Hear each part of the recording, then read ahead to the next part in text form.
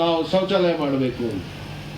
ನಾನು ಸೋತವ, ನನಗೆ ಸರ್ಕಾರದಲ್ಲಿ ವಿಧಾನಸೌಧಕ್ಕೆ ಹೋಗ್ಲಿಕ್ಕೆ ನೀವೇ ಅಧಿಕಾರ ಕೊಡ್ಲಿಲ್ಲ, ನೀವೇ ಅಧಿಕಾರ ನನಗೆ ಕೊಡ್ಲಿಲ್ಲ.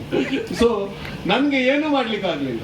ಆದ್ರೆ ನನ್ನ ಉದ್ದಿಮೆಯಲ್ಲಿ ನಾನು ಹೇಳಿದೆ, ನಾನು ಸ್ವಂತ ಖರ್ಚಲ್ಲಿ ಮಾಡ್ತೇನೆ, ಅದನ್ನು ನೀವು ಮಾಡಿ ಅಂತ. ಅದು ಬಿಜೆಪಿ ಅವರಿಗೆ ಗೊತ್ತಾಯ್ತು, ಯಾರಿಗೆ? ನಮ್ಮ ಶಾಸಕನಿಗೆ. ಬೇಡ ಬೇಡ ಬೇಡ, ಪ್ರಸಾದ ತಗೊಂಡ ತಗೊಳ್ಬಿಡಿ, ನಾವು ಮಾಡ್ತೇವೆ ಅಂತೇಳಿ.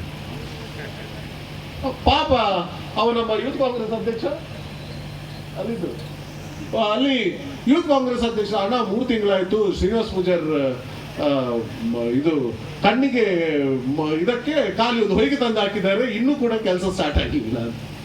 ಆಮೇಲೆ ನಾನು ಹೋದ ವಾರ ನನ್ನ ಹತ್ರ ಸುಜಿತ್ ಮತ್ತು ಪಾಪ ಇಲ್ಲಿ ಗುರು ಬಂದು, ಅಣ್ಣ ನೀವು ಅದಕ್ಕೊಂದು ಸಹಾಯ ಮಾಡಿ, ಅವ್ರು ನಮ್ಗೆ ಮೋಸ ಮಾಡಿ ಹೋದ್ರು ಅಂತ ನಮ್ಮ ವೈಯಕ್ತಿಕ ಹಣದಿಂದ ಇವತ್ತು ಒಳಬೈಲಲ್ಲಿ ಶೌಚಾಲಯ ನಿರ್ಮಾಣ ಆಯ್ತು.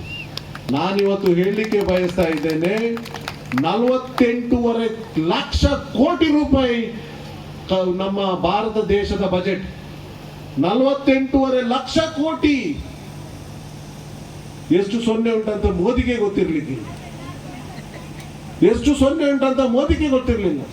4 ಲಕ್ಷ ಕೋಟಿ ರೂಪಾಯಿ ನಮ್ಮ ರಾಜ್ಯ ಸರ್ಕಾರದ ಇವತ್ತು ಬಜೆಟ್. ಯಶ್ಪಾಲ್ ಸುವರ್ಣನಿಗೆ 2 ಲಕ್ಷ ತರ್ಲಿಕ್ಕೆ ಆಗುದಿಲ್ವಾ?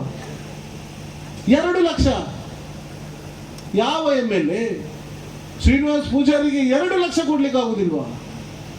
ಜನರ ಅಭಿವೃದ್ಧಿಗೆ, ಶೌಚಾಲಯಕ್ಕೆ ನೀವು ಆಲೋಚನೆ ಮಾಡಬೇಕು. ಇವತ್ತು ನಮ್ಮ ಇವತ್ತು ಬಿಜೆಪಿಯ ಯಾರು MLAಗಳಿದ್ದಾರೆ, ಯಾರು ಲೋಕಸಭೆ ಸದಸ್ಯರಿದ್ದಾರೆ, ನಿಮ್ಗೆ ಮೋಸ ಮಾಡ್ತಾರೆ, ನಿಮ್ಮ ಹಣ ನೋಡ್ತಾ ಇದ್ದಾರೆ. ಇವತ್ತು ನೀವು ಅರ್ಥ ಮಾಡ್ಕೊಳ್ಬೇಕು ಇದನ್ನು.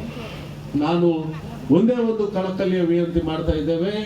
ನೆಕ್ಸ್ಟ್ ನಮಗೆ ಪಂಚಾಯತ್ ಬರ್ತದೆ, ಪಂಚಾಯತ್ ಚುನಾವಣೆ ಬರುವ 3 ತಿಂಗಳಲ್ಲಿ ಬರ್ತದೆ.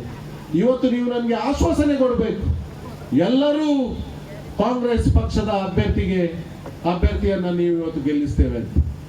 ನಾವು ನಿಮ್ಮ ಮನೆ ಬಾಗಿಲಿಗೆ ನಮ್ಮ ಅನುದಾನವನ್ನು ಕೊಟ್ಟಿದ್ದೇವೆ, ನಿಮ್ಮ ಮಕ್ಕಳನ್ನೇ ನಾವು ಒಳ್ಳೇದು ಮಾಡಿದ್ದೇವೆ, ನಿಮ್ಗೆ ನಾವು ಮನೆ ಕಟ್ಟಿ ಕೊಟ್ಟಿದ್ದೇವೆ, ನಿಮ್ಗೆ ನಾವು ಜಾಗವನ್ನು ಕೊಟ್ಟಿದ್ದೇವೆ, ನಿಮ್ಗೆ ಬ್ಯಾಂಕಲ್ಲಿ ಸಬ್ಸಿಡಿಯಲ್ಲಿ ಲೋನ್ ಅನ್ನು ನಾವು ಕೊಟ್ಟಿದ್ದೇವೆ. ನೀವು ಇದಕ್ಕೋಸ್ಕರ ಕಾಂಗ್ರೆಸ್ ಪಕ್ಷವನ್ನ ನೀವು ಬೆಂಬಲಿಸಬೇಕು. ನಾನು ವೈಯಕ್ತಿಕವಾಗಿ ಜವಾಬ್ದಾರಿ ತಗೊಳ್ತೇನೆ.